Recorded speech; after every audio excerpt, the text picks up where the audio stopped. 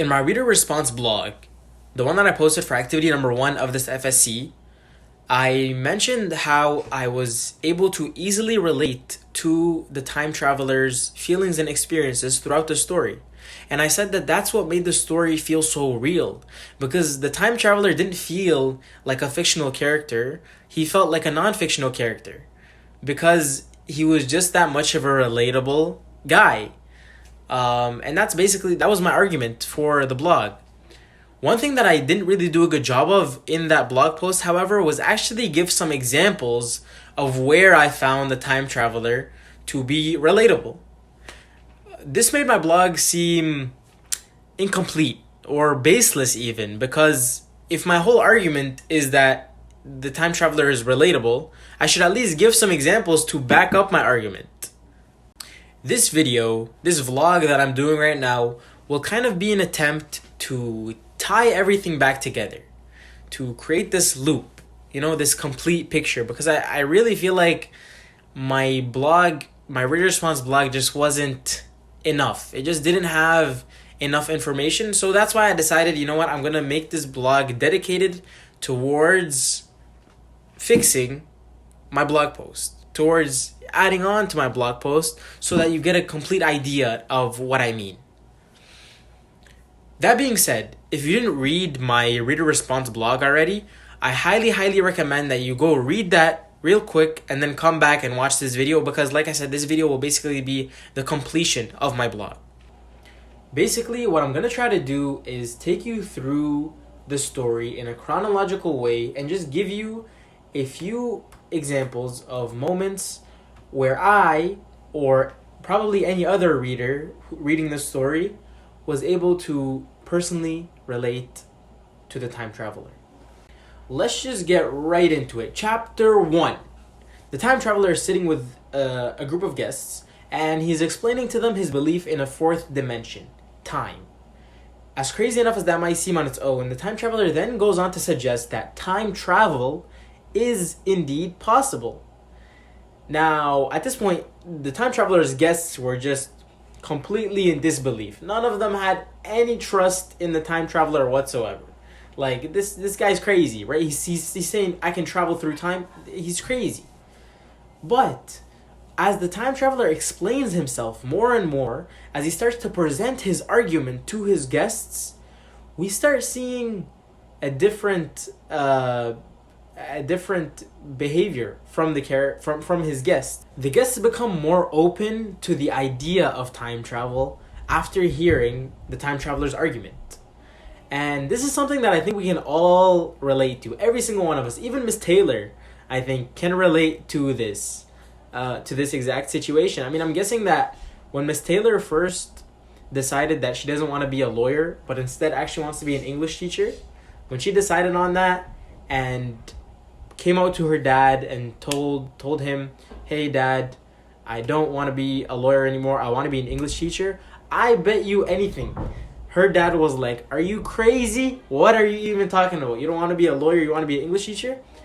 But then I also bet that after Miss Taylor explained herself and presented her argument to her father, I'm guessing that he at least became more open to the idea of her becoming an English teacher.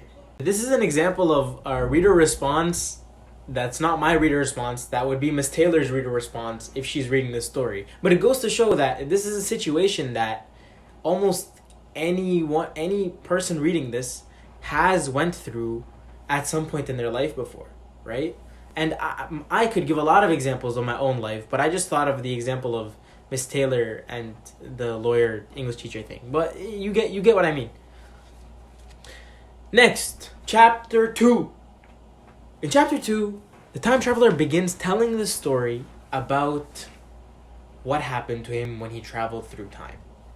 And the story is being told from the narrator's perspective, and the narrator explains that the time traveler was very animated and enthusiastic when he was telling a story. He even goes on to say that the narrator's face lit up when he was telling this story because of how excited he seemed about the story, right? And that's something that, like, come on, we've all been there. We've all been the person with the crazy story that we just can't wait to tell our friends or family or loved ones. And as we're telling the story, we're getting we're imagining the story as if it was happening right now when we're telling it, right? And that leads us obviously to become more animated and enthusiastic, and live in the story when while we're telling it. Next, chapter 3. The time traveler describes himself feeling naked in a strange world. This was when he first arrived to the year 802,701. The time traveler hopped out of his time machine, looked around him, and saw a completely new and strange and weird world that he was not accustomed to at all. And instantly he felt like he just doesn't belong here, right? And this is the feeling that a lot of us get when we arrive at a new place, at a place that we're not accustomed to, especially if this place is way different than what we are accustomed to.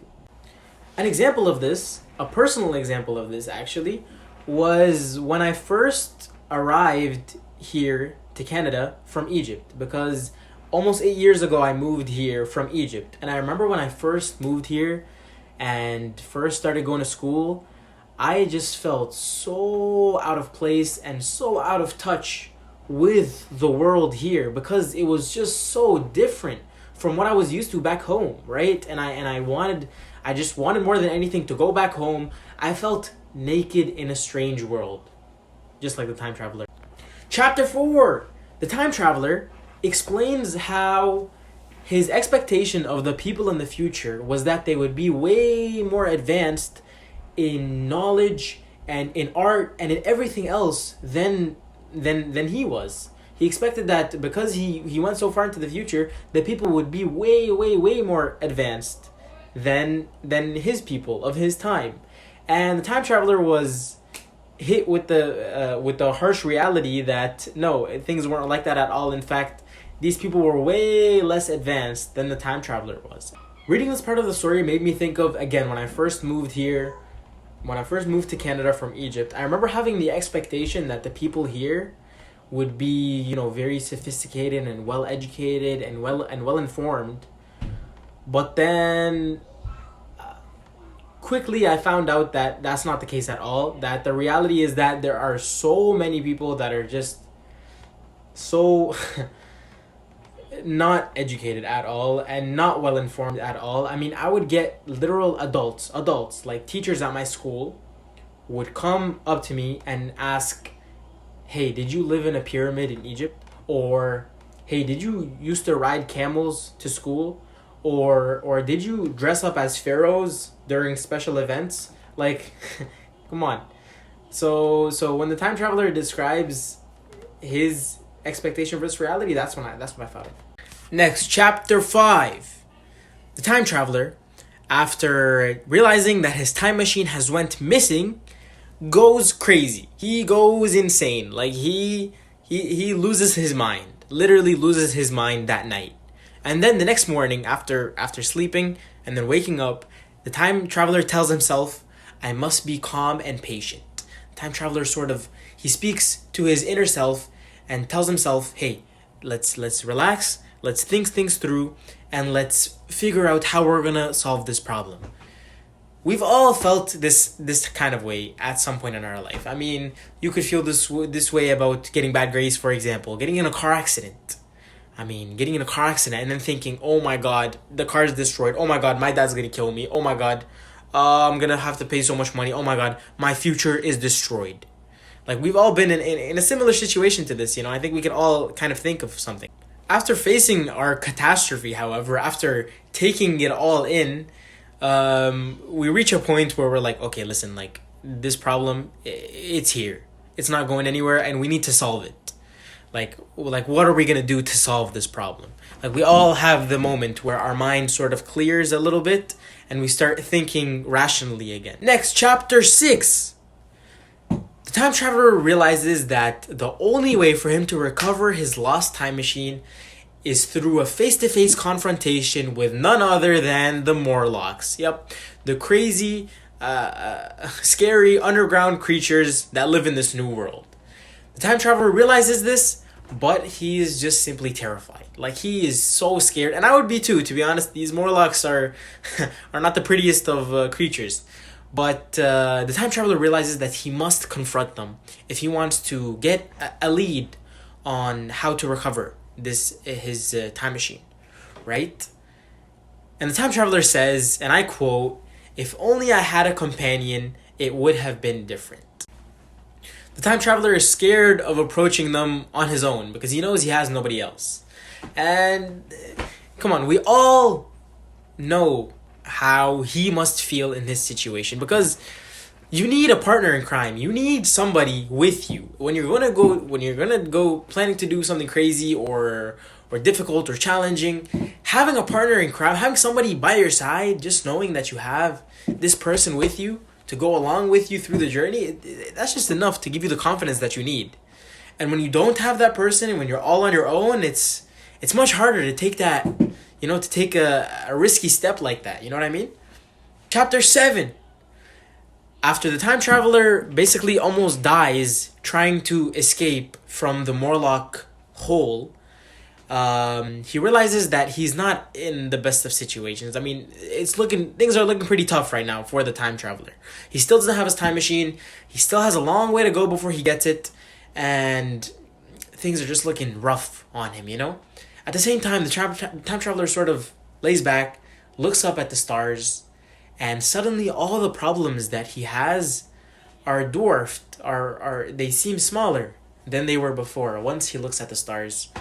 Looking at the stars sort of calms him down, and every one of us has their own kind of thing that when we do, we instantly feel at ease, and we feel like all our problems have faded away into nothing, right? I think we can all think of something that makes us feel this way. Personally, the thing that makes me feel this way is remembering God, remembering Allah. When I remember Allah, anything that might have been worrying me or making me feel uneasy, it just suddenly goes away. You know what I mean? I remember Allah, and my worries, my problems all seem so minimal all of a sudden. Next, chapter 8. When the time traveler arrives at the Palace of Green Porcelain, he initially goes there so that he can find a shelter, a place to stay, and so he can also find something to protect himself with, a weapon or something along those lines, in order to defend himself from the Morlocks. The time traveler arrives, and when he walks in, he realizes that this place is actually a museum, right? And right away, he gets completely distracted, forgets why he originally came, and kind of like his curiosity takes over. He looks at everything in the museum and completely forgets why he originally actually came to this place, right? And when my mom asked me to go downstairs and get something from the fridge, I go downstairs and I might be looking at my phone while I'm going there, and then suddenly I see something that's interesting and I completely forget what she asked me to get from the fridge. Chapter 9. The time traveler falls asleep at the wrong time. The time traveler is literally stuck inside of a forest, surrounded by Morlocks. The only thing that's protecting him is the small fire that he has made himself, that keeps the Morlocks away. And the tiredness kicks in, and the time traveler falls asleep. You can't beat the tiredness. I mean, like, when my physics teacher is sitting here and talking for an hour and a half straight, nonstop, no matter how important the lesson might be, you just can't beat the tiredness, and the time traveler just proved it. You know what I mean?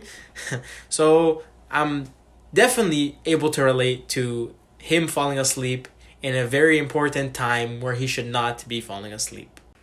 Chapter 10. The time traveler arrives back to the same place where he originally landed his time machine.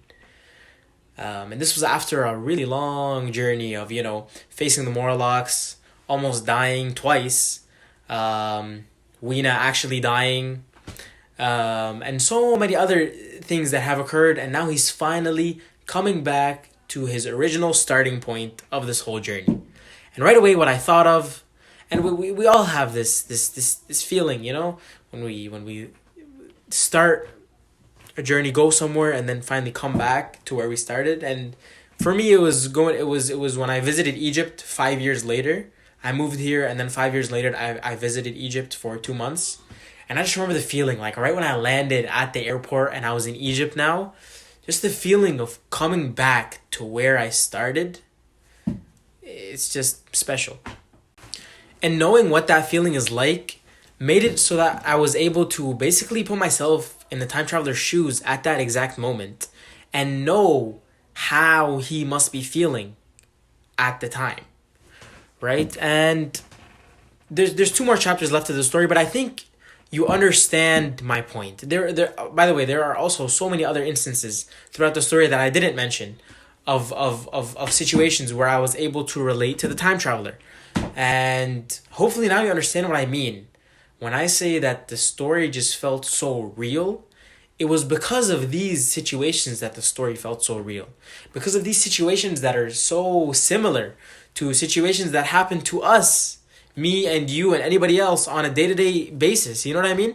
These situations are what made the time machine feel like such a real story.